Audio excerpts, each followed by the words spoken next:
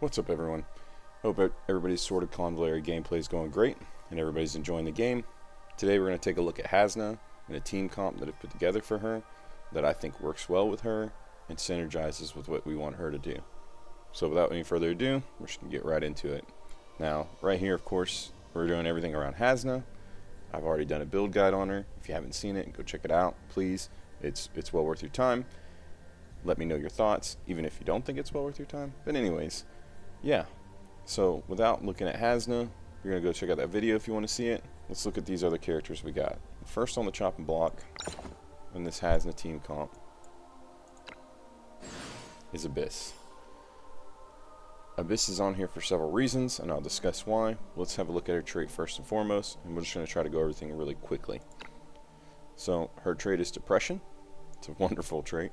Increases magic attack by 12%, and in a turn locks on 2 random enemies within 4 tiles of the character and inflicts 1 random level 2 attribute debuff for 2 turns. Really, really good. That's exactly what we want. Somebody's just going to consistently add extra damage, extra debuffs out there, so that has to just further hurt and do damage to them.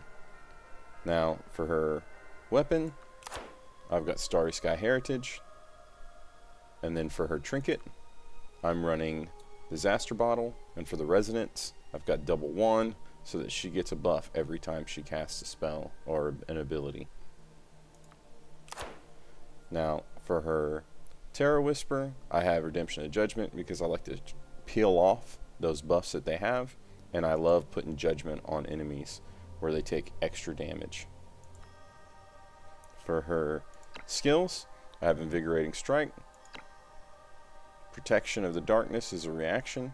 When hit by an active attack, damage taken is decreased by 8%. Before being hit by an active attack, every debuff on the attacker decreases the damage taken by an additional 10% to 30%. It synergizes with her kit pretty well.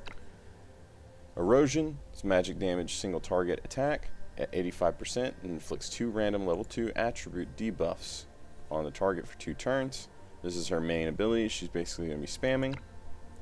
And then Corruption. At the end of the turn, inflicts 2 random level 1 debuffs on 1 random enemy within 3 tiles of the character, lasting for 2 turns. So that goes right in hand with her trait. Pretty great. And this is the main reason why we want her, aside from all the debuffs she's putting out there. And that's her Leader's Aura. For all drifters, allies in battle, increases attack by 10% and defense by 20%. That's a big deal because Hasna is a drifter. So it gives her a nice little buff. That's the only drifter aura I have access to. Miguel fills that niche. If you have him, and he's a pretty phenomenal character, I'd love to work with him. I don't have him, so Abyss is a shoe-in here for that reason. Moving on, let's have a look at the next character in the team, and that is Darklight Ice Priest. Now, I wanted to use this guy before. I talked about it. I'm excited to finally have him, but I'm not going to go on and on about him. I'm just going to go over him real quick and show you what he does. Ice of Despair is his trait. Magic attack is increased by 15%. When attacked by attacked and in an injured state, gains a physical shield equal to 20% of the character's HP with a 1-turn cooldown. Pretty nice little trait. His attack is just a regular basic attack. His reaction is defense physical. When hit by an active physical attack, damage taken is decreased by 15%. He's got energy restoration, so that he gets the extra energy if he's less than 1, which basically is 0 at any given turn. Now, these 2 abilities are his meat and bones. This is where it's all at. So Icy Shield, so support, grants a target a physical shield equal to 130% of the character's magic attack for 2 turns. You're going to see that I'm basically spamming this, and if I'm not using this, I'm using this. Flash Freezing. This is a magical attack damage, single target attack, deals 80% damage, and inflicts move down 3 for 2 turns. If the target has moved down, it additionally inflicts Frozen. This is phenomenal. And the great thing about Frozen is when you lock them in there, it locks them. They're stunned, they're stuck for, like it says, 2 turns. They're not moving. Now, it does give them an immunity to physical damage. And I'm not sure about piercing. I haven't looked at that. I think they'll still take piercing damage. I have to test that. I have to look at it.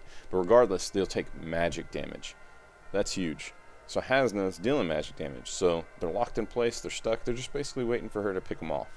It's really, really cool. I like it a lot. It's fantastic. Now, for weapons, I've got Cornucopia Staff on him, because we want him to constantly have energy. I know that everybody has that, and if you don't, that's fine. Any other item really does a good job. I would suggest Gazing Orb for that additional damage. I think it's a phenomenal option if you don't have that. However, moving on, his Trinket is Space-Time Ring. This ring is, I just got it. I love it. It keeps him out of trouble. It does everything I need him to do. And here's what it does. It's an instant. It teleports the character behind an ally within 3 tiles and increases attack percentage by 2% for 1 turn. It can be used 1 time per battle and has a cooldown of 2 turns. So, the cooldown of 2 turns, but only can be used 1 time per battle. Obviously, when you get it up higher stars, it does more. It's a little redundant there to even list that. But regardless, this ring is pretty cool. It keeps him out of trouble, like I said, and it's exactly what I want for him. Now for his resonance, for me, I just do damage reduction. That's what I would go with. I don't actually have a resonance on here. It's my bad. If you don't do damage reduction, Wand and Cup is great because you want to do that extra 50% chance to get that engraving resonance, because you want to get the energy back. So that's a fantastic choice. However, doing Pinnacle for that magical damage reduction so that he's not taking all that magical damage, just so happens to pass the front line and get onto him with AoEs and things like that. Those two are really good choices. And then for his Terror Whisper, I have Guidance of the World, and so basically whenever his turn ends, he gains an extra energy back. And then right over here, as you can see, reduces the cooldown of all actives by 1 turn, because I have that 4th option on it, the bonus trait, when not using an active skill and using standby. So that's perfect. That's phenomenal, because this skill right here is a 3-turn cooldown. It's going to help shred some of that. So I'll show you what he does in combat. He's really, really fun and really, really cool. Third on the chopping block is Papal Ice Priest. And so this guy we're using on the team because we want to zone enemies. We want to control their movement. We don't want them just overwhelming us, because Hasna has a single target attack, and when she hits hard, she's only hitting 1 enemy at a time per turn. And so you have to control the flow of the battle and make sure that you're not getting overwhelmed with too many opponents. And so with that said, let's look at his trait. Ice of Sanctuary increases magic attack by 15%. At the end of the turn, he grants physical defense 2 for 2 random allies within 2 tiles of the character, lasting for 2 turns. That's really good, really powerful, and fantastic, and it goes great with what we're trying to do. Now, for his abilities, as you see, we have a regular basic attack. For reaction, we have Hardening. When hit by an active attack, damage taken is decreased by 8%. When being attacked, the character gains damage reduction 2 for 2 turns, minus 20%. It's phenomenal. We have Ice Shock as his next ability. It does 75% ice AoE damage. So ice is key there, because if it says ice, that means it leaves icy terrain behind. To all enemies in a straight line for 5 tiles in front of the target direction, and inflicts speed down 1 and move down 1. It's pretty great. A little debuff and zone control just that ability alone. However, this is the main ability that I'm fussed with and that I often use, and this is Ice Age. It's magical damage, deals 75% ice AoE damage to all enemies within 3 tiles around the character, and inflicts that speed and move down. So, huge range, really, really good. Local AoE, boom, bust it, and then suddenly everybody's mobility all around you as far as the enemies is reduced, and then even their speed. Phenomenal. And then, of course, Icy Blast, which is a huge, great ability on him as well, and that is a magic attack damage, deals 75% AoE damage. The first enemy in each line within a 2x3 area, inflicting speed and move down for 2 turns. It knocks the targets back by 2 tiles. That's the key component right there in this ability. It knocks them back. And notice there's no ice in the AoE damage. It doesn't leave icy terrain. That's fine. This ability you're primarily using to push enemies back, just to get them away from you. Like I said, this guy's all about zoning, and I love him for it. He's a phenomenal, phenomenal character in the game. Now, looking at his weapons, for me, I've got Resentment Broom. And so that increases AoE damage by 15%. After dealing damage with an active attack, there's a 25% chance to inflict life loss equal to 20% of his magic attack for 1 turn. Phenomenal. Great. We want life loss on them. It's good. It's a good weapon on him because he's doing a lot of AoEs. Burning all of his kits AoEs. Now, for his trinket, I've got Old Scrolls of August.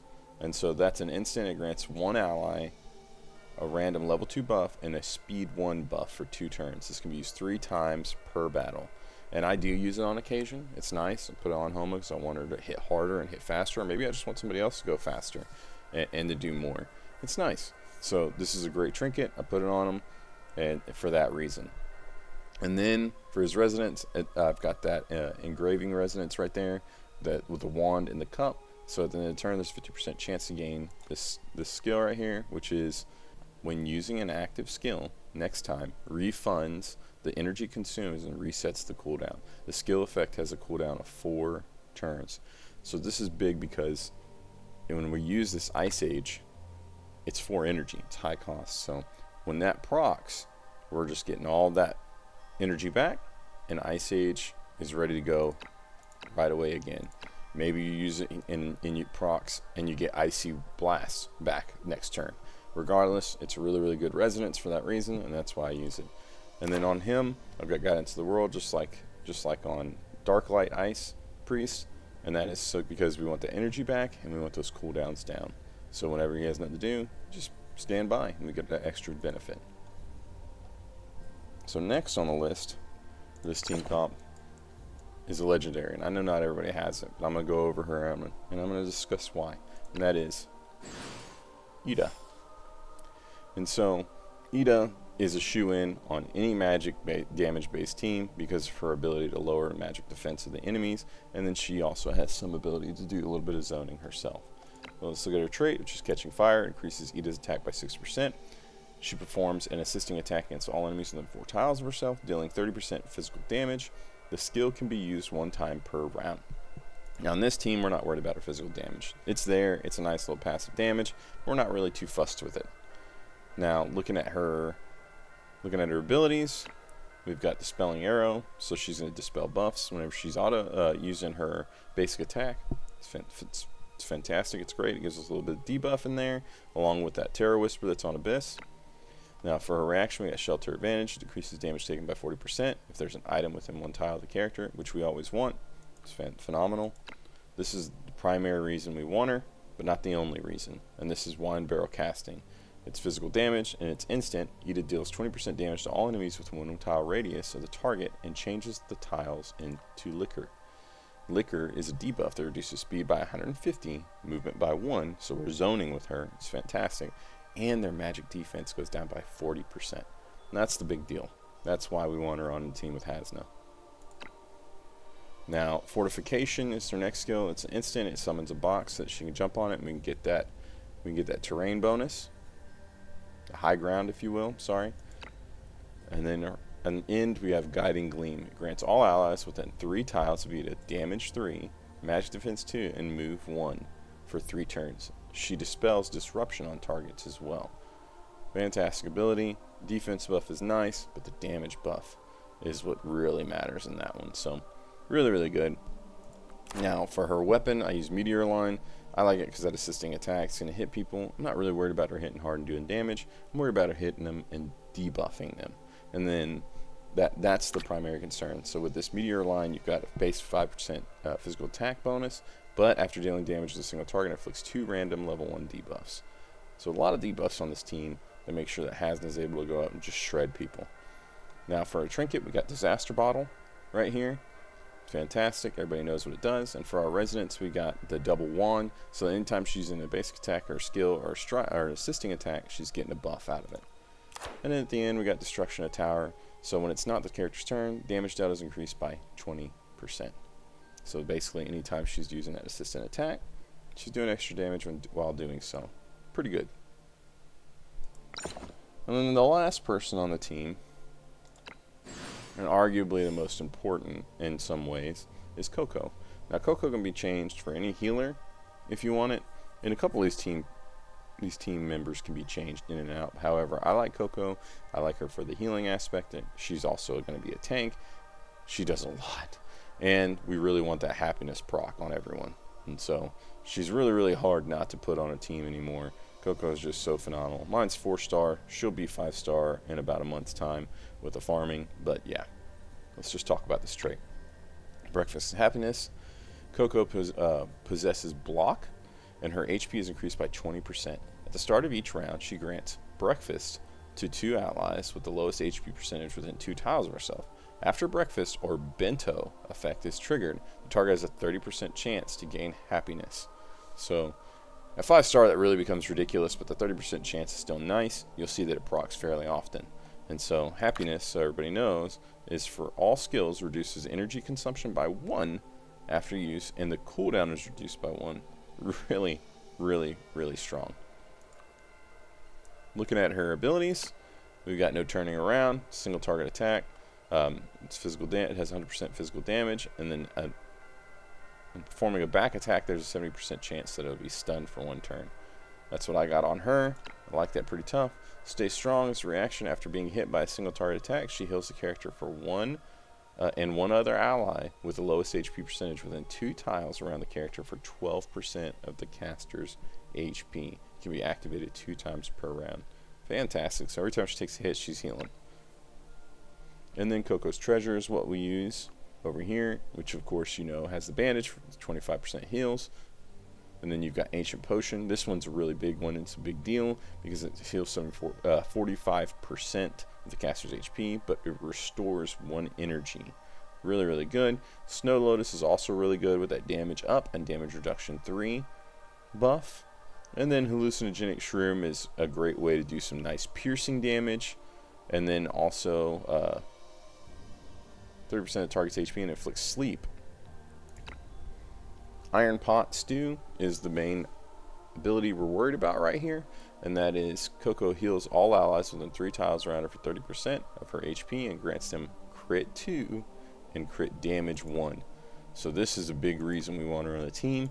Not only is she reducing that energy cost and the cooldown with happiness, but man, she's buffing crits, and that's what Hasna's all about. Hasna needs the crits, and so she's one of the few characters in the game that does that. With that said, Potluck Protector is the last ability. It's a passive. When blocking, damage taken is decreased by 15% if the character is not dying and performs assisting cover to all other allies within 2 tiles. Phenomenal. Coco is great. Not everybody has access to her, and that's fine. However, I'll give you, another option in the team comp. If you don't have Coco, or if you need someone to boost that crit rate and so on and so forth, I'll discuss one other option in a moment. Let's look at the weapons real quick. Now for me, I've got Hollow Axe and increases her defense by 10%, and then she gets a physical attack bonus up to 10% of her physical defense and magic defense. Now I've got Rejection Mask on her to help shred that magical damage when she takes it. However, you don't have to use this. She's going to take a lot of physical damage. Maybe you're going to think Coexist Armor is better overall. I just happened to be working with this because of a certain battle that I was fighting where I was taking a lot of magic damage. And then of course another really solid option is Mystery Guardian. And this is probably what I would normally run on her on the average because she takes a tremendous amount of physical damage. And in fact, in my video where we're fighting, I think I'm actually running Mystery Guardian. And then that Resonance, can't skip that. That Resonance is right now. It's decreased physical magical damage by 15% because of what we're working with. But normally I do double Pinnacle for up to 10% physical damage reduction or 5% when injured.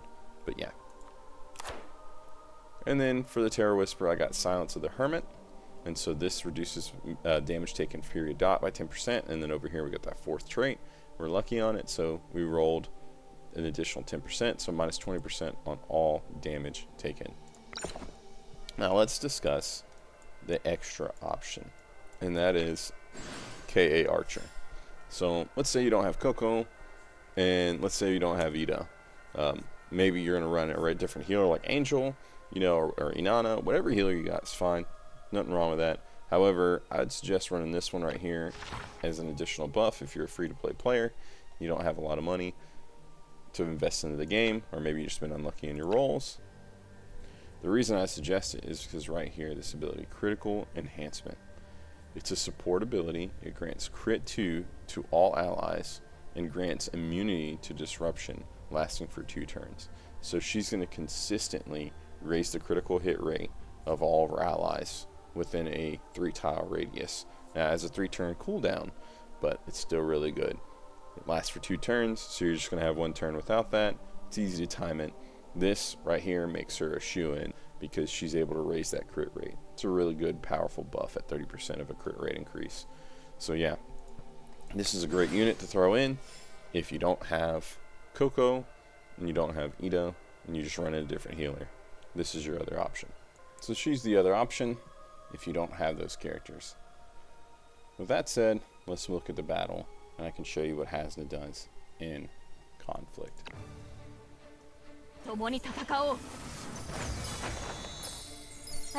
I love this battle because everybody's nice and rounded up and it's easy to get everybody together. It's pretty direct. I use regroup to get everybody together. However, I put Gloria and Tita in the back. Just put them away. Immediately we get Coco's Iron Pot rolling. Hasna moves up. We get a Christmas Shield with Dark Light Priest. Nita throws that barrel out, starts zoning, and buffs everyone.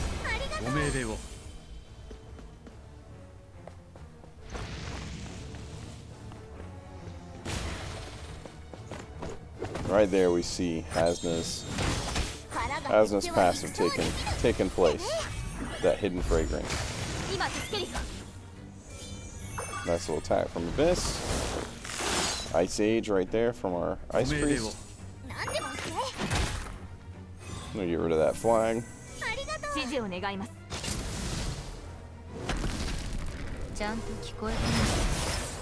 Here she goes. Penetration. Or penetrate. 1-hit kill.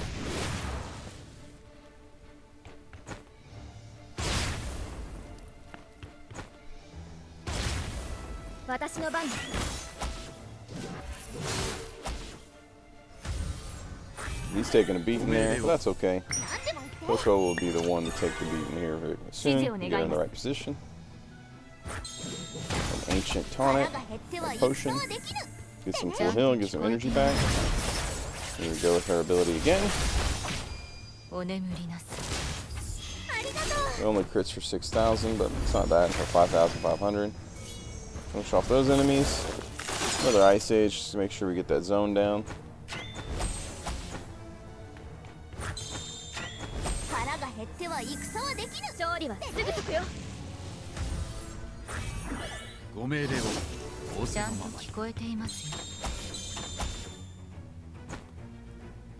There we go.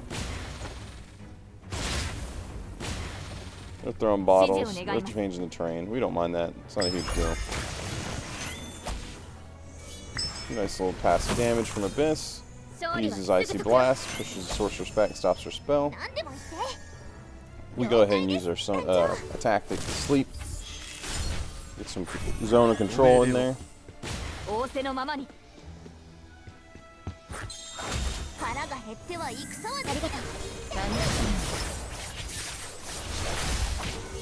Hasna's back at it. We don't get good damage right there. That's unlucky.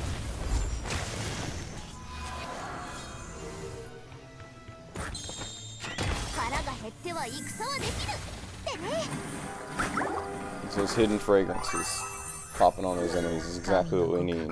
That's what Hasna needs in order to pop and really do some good damage there. And we're going to buff her again. Debuff the enemies, shred that magic defense, and then buff.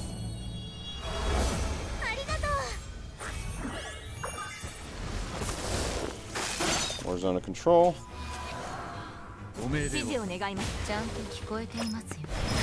Hasna gets that high ground. We one tap him for 7,000 nearly. Finish her off there. The switch wasn't intentional. Another buff for Hasna. Right there we freeze him. He's stuck in the block. So I'm going to show you. It just doesn't take any physical damage right there from Ida.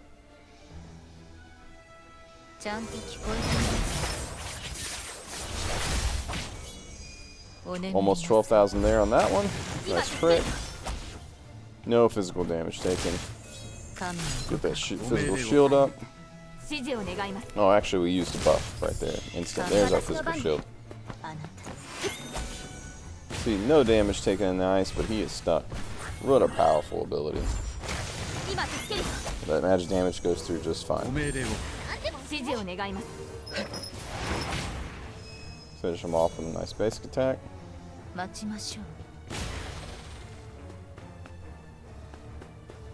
He steps in for that.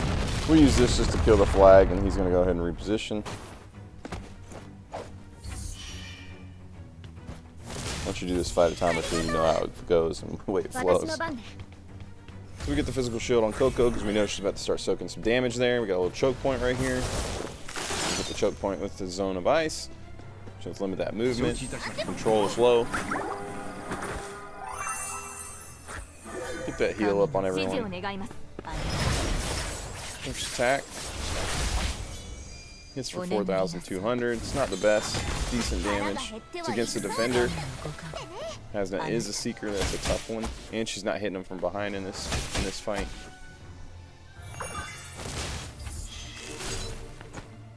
Get that physical shield up.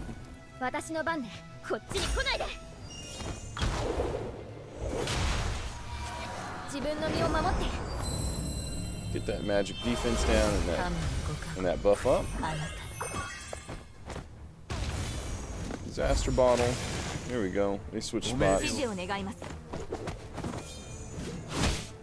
Pulls Coco. We don't mind that. Those two knuckleheads are just doing their thing down there. Another shield. That little icy blast. There's that hallucinated shroom. He's asleep and hit with infection.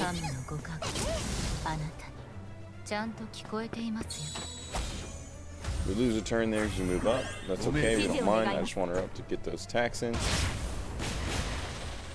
And get that hidden fragrance off. Need to picks him off. Ancient potion. Coco soaks the damage.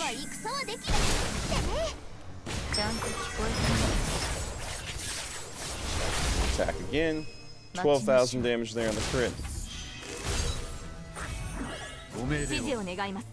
Fight's almost over. We can kill the ninjas. I think I go over not killing them, the outlawed assassins. We get one kill right there. There we go. License terrain. Make sure we get limiting movement on that guy. We don't want to go anywhere. Get that heal off. And then this should be the final attack. And we get a crit of 16,000. So there you have it.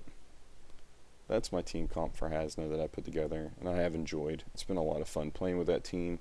Got me the opportunity to use some different units in different ways, and to piece them all together, do some really fun stuff. It's fun to control your opponents and their movement. Mind you, it's AI, but it's still fun.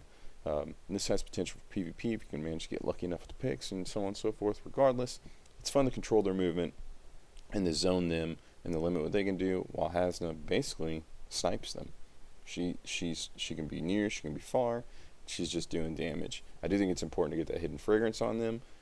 However, it's still fun all the same. She does a good job. She does her job well.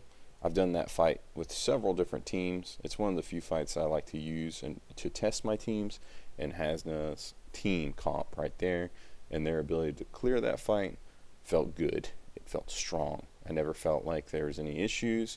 I didn't have to backtrack at any point. There's just nothing going on there. So really, really good team comp. Really good character in Hasna. Really like what she does. A ton of fun. Drop down in the comments, let me know what you think. If you like it, if you dislike it, if you see holes in it, something I can do better.